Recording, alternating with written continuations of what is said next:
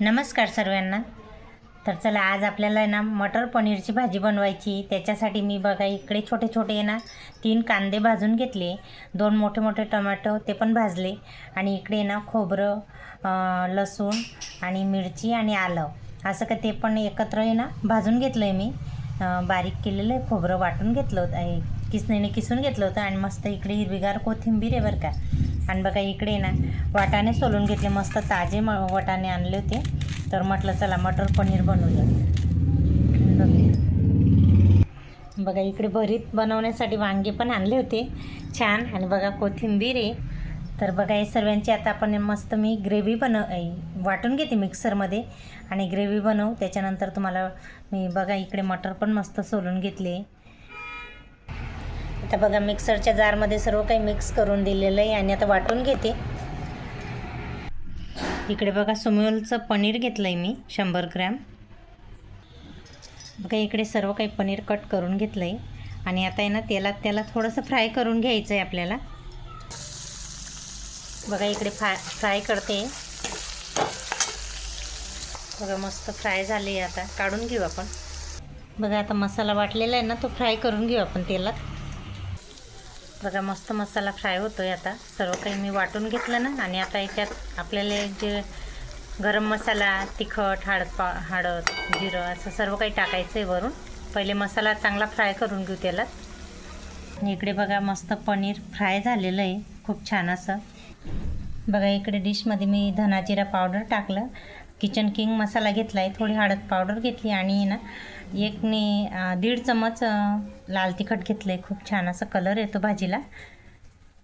आणि आता हे सर्व आहे ना आपल्याला त्या मसाला फ्राय होतो ना त्याच्यात टाकायचं आहे.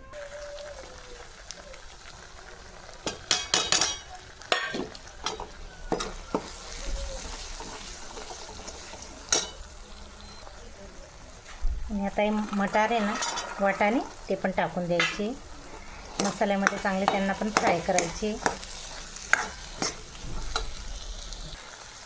बघा छान फ्राय झाले. आणि मिक्सरचं भांडं धुतलेलं आहे, पाणी थोडंसं टाकलं मी.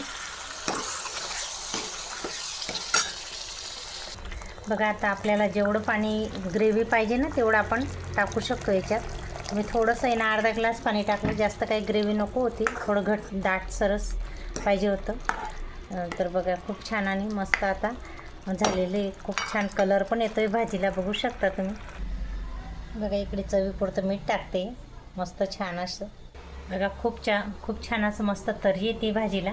आणि आता आहे ना आपल्याला सर्व काही पनीर जे आहे ना ते टाकून घ्यायचं आहे. आणि थोडं आहे ना 10 मिनटं असं मस्त कमी गॅसवरती शिजू द्यायचं आहे.